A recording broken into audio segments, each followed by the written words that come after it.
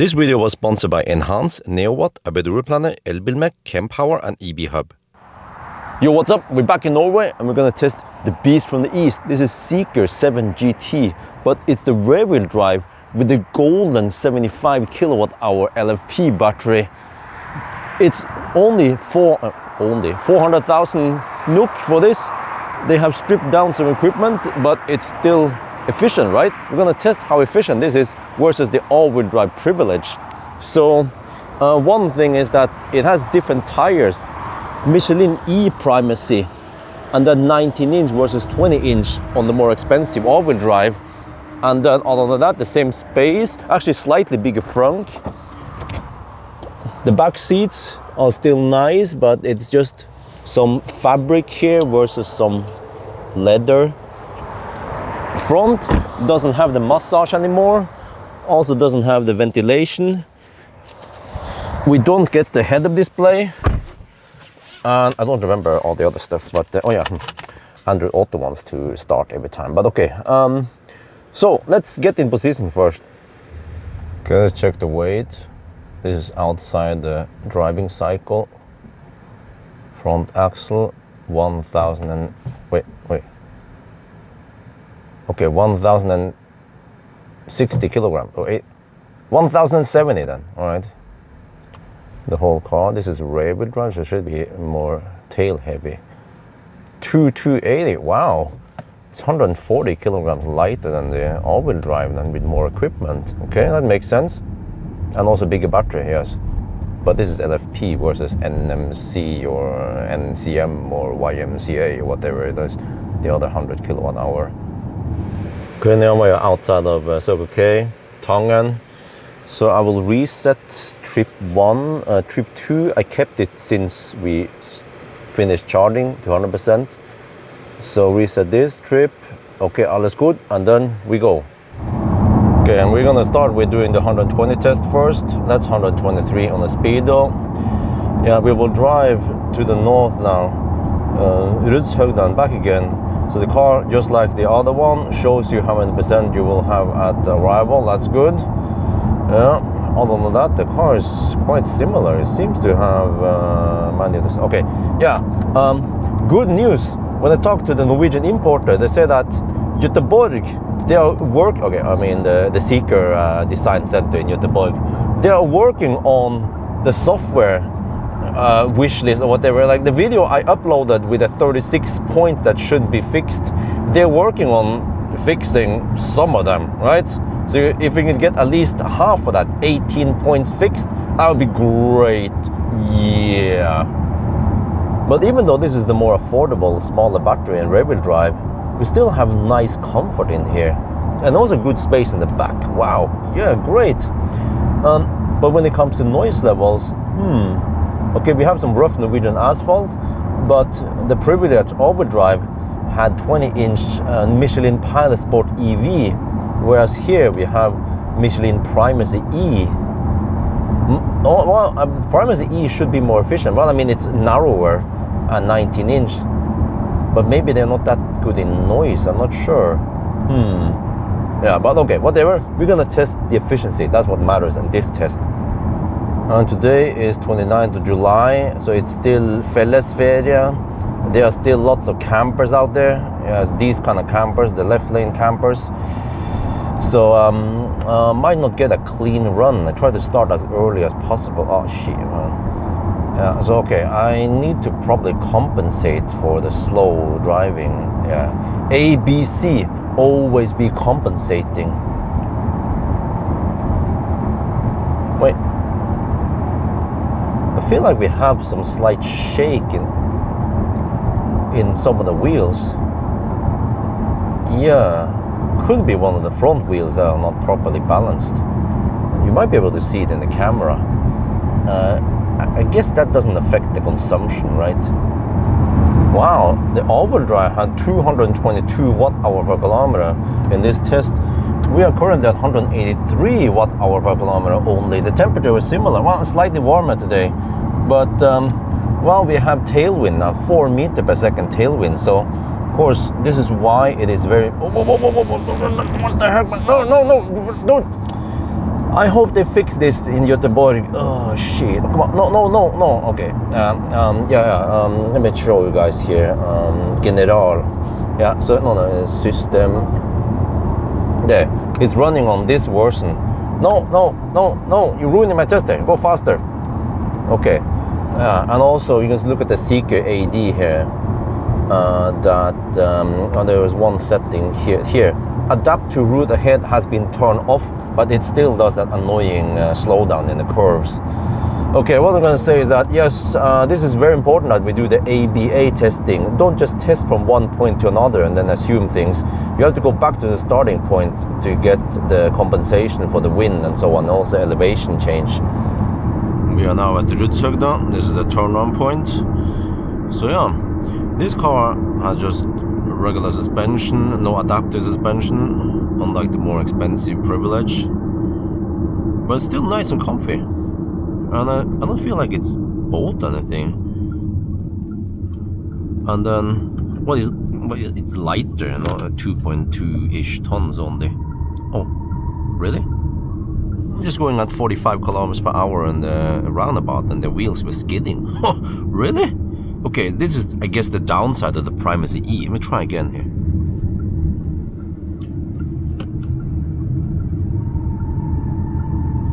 Really?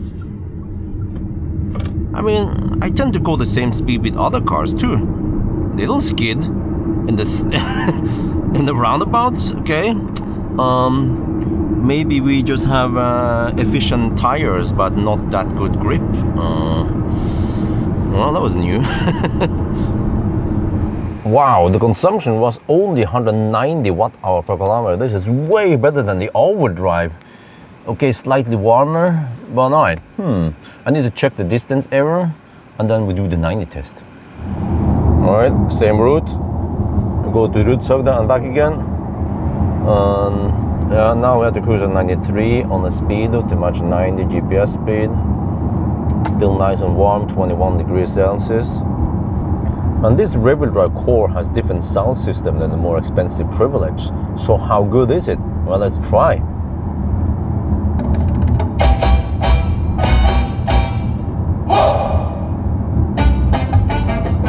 It still sounds okay. Nice and clear. There's some bass, some mid-bass. Maybe the bass doesn't go that deep, but well, still good, yeah. Okay, next song. Oh, error, okay.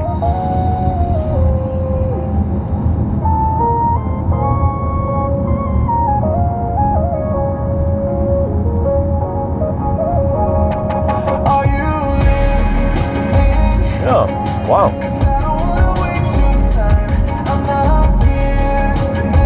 How do I say? Surprisingly good. Still some bass. It actually feels kind of deep. I don't have like a truck that has really deep sound, but okay. What about rattling in the bores?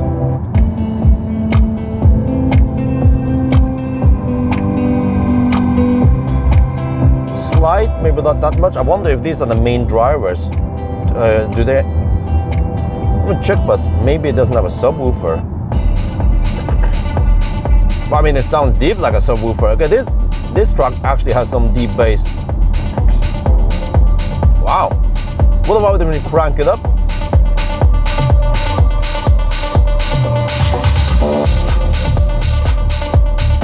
Okay, when you crank it up, it doesn't go that loud. The bass doesn't really shake your body. But there wasn't that much clipping, but the characteristics of the sound change slightly when you crank it up. So overall, I would say it's still a good sound system. If I would give it points, do I need to do that? I think it's better than the average. More like a 6 or a 7. Yeah, good. We just passed Hamar, and over here is 22 degrees Celsius. And look at the consumption, 128 watt-hour per kilometer. Ioniq, go home. This is amazing. It's a lot better than the overdrive. Well, we'll have to see on the way back first, after the headwind. But I mean, this should be quite efficient car, right? Maybe it slices through the air like Swiss cheese through butter. Okay, we're gonna try the coasting test. I don't know how successful this will be because the roads are quite busy now, still in July. Okay, let me see. Need to wait a bit and then, yeah, here. Okay, there we are neutral. I was lucky so far. We don't have anyone behind me, but it's just what happens in front then. Let's see. Okay, it starts picking up speed.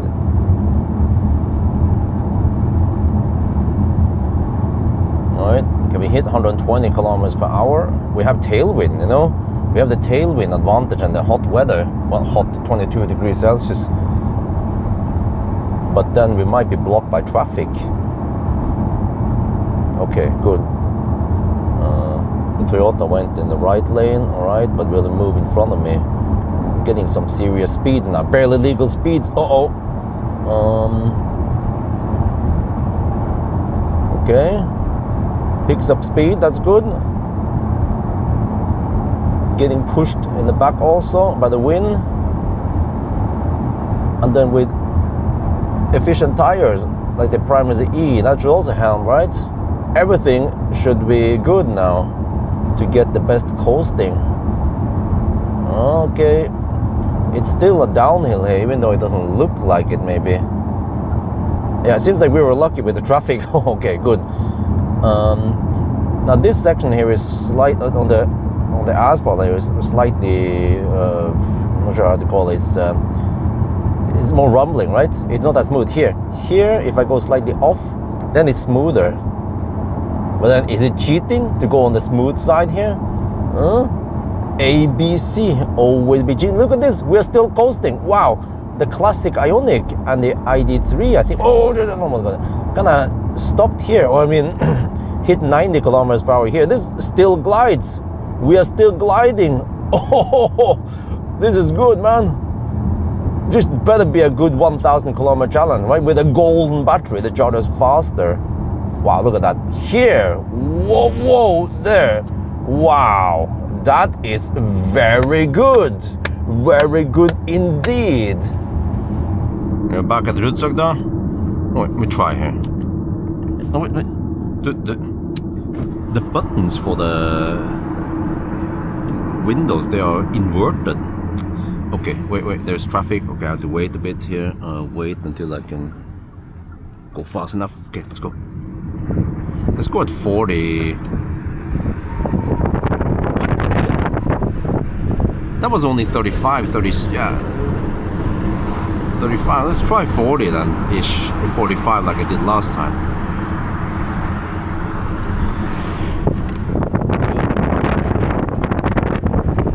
I mean, the car has nice handling, so I feel like I want to go that speed, you know?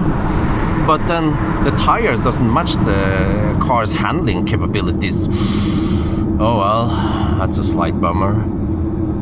And then you see here we have headwind. Well, maybe not that hard to, not easy to see, but yeah. So over here now on the way back, we have 139 watt-hour per kilometer. The consumption should go up now. 22 degrees also over here. We're using eco mode. You can see it there. So will it be better than the other result? This time was 142 watt-hour per kilometer. That is a lot better than the overdrive, but I measured 1.8% over-reporting, so it means that the consumption is 1.8% higher. Yes. So wait, does it mean that this smaller 75 kilowatt-hour pack has roughly the same as the 100 pack when it comes to range? Well, we need to measure the, oh, this is a bit off right there. We need to measure the net capacity, and it's easy here in this car because it actually shows how many kilowatt hour we consume and also shows the static consumption. See, other car manufacturers, watch and learn, especially Xpeng. But yeah, okay, now I'm at 46%, I need to drive it down, but I measure that the state of charge scale is non-linear. Yeah, nowadays, when I test cars, they tend to be like that. Even the Q6 e-tron I tested recently also had non-linear state of charge scale. It's pretty much Tesla that has the dead linear scale, which it should be, right? I mean, percent scale should be linear. Otherwise, what is the point of it? Okay, now we have to head north a little bit before we head south again. Yeah, trying to end up at Home with 1% maybe. So because the state of charge scale is non-linear, then we want to go as deep as possible to get a more accurate result. So according to the EV database, it's supposed to be 72 kilowatt hour net capacity and then 75 gross capacity. So well, we'll see. So far we have spent 43.4 here. We are back at Home and we're driving a little loop to Cleavage. And you see that when we have 3% left now, we still have 13 kilometers of indicated range. And then suddenly it should just show dash, dash, dash if you go deeper. Whoa, whoa, whoa, whoa, whoa, we have hypermiling here. What the heck, man? You don't have to go that slow. 3%. If I floor it, there, dash, dash, dash. And then the region back to 3%. And then here, 11, let me see. Wait for it. Okay, 11 kilometers. Floor it. So dash, dash, dash. Region back to, wait. Okay, I can't get it back to 11 kilometers. Okay, whatever, let's pull out. All right, we're back home. So if you look at the trip meter here, we consume 74.9 kilowatt hour, and we have, well, I'm not 100% sure, maybe 3%, could be 2%, but because it's non-linear, I'm gonna count it as 2%. I think that's accurate enough. That means that we have extrapolated 76.2 kilowatt hour. Really? This car is fairly new. It had done only 4,800 kilometers, so maybe there's some initial buffer here when the battery is fresh. Okay, but okay, that's good. So the test today shows that this is a lot more efficient than the all-wheel drive. It's a combination of lighter car, narrower tires, and then maybe the drivetrain here, the rear-wheel drive, uses less than the all-wheel drive. Maybe there's some kind of inefficiency there. But yeah, see that despite that this is 25% smaller battery than the bigger 100 kilowatt hour, we have only 13% less range. So maybe this will be a winner in the 1,000 kilometer challenge because efficiency trumps everything. And then supposedly this golden battery, this LFP battery, is supposed to charge faster than the bigger battery. So yeah, on paper they both support 480 kilowatt, but when I tried the bigger battery, I didn't get 480 kilowatt even at Tesla Supercharger V4. So I'm gonna try tonight. I'm preparing now, charging it back down to around 10-15%, and then we'll see how fast this battery charges. So yeah, how is the car overall? I mean, it's still nice, despite that they have removed lots of equipment. Actually, I just discovered when I put in the car seats here that the rear seats, they can recline. So you still get the nice space in here, the nice comfort, but okay, just lacking some features. So maybe this is better value for money than the all-wheel drive. But then Norwegians, they want all-wheel drive for some reason. I don't know, maybe they live in a cabin out in the bush, they have to off-road. But maybe for the rest of Europe, then this rear-wheel drive is good enough. So that's gonna be it for now. Hope you guys enjoyed this video. As always, thank you for watching and talk to you later.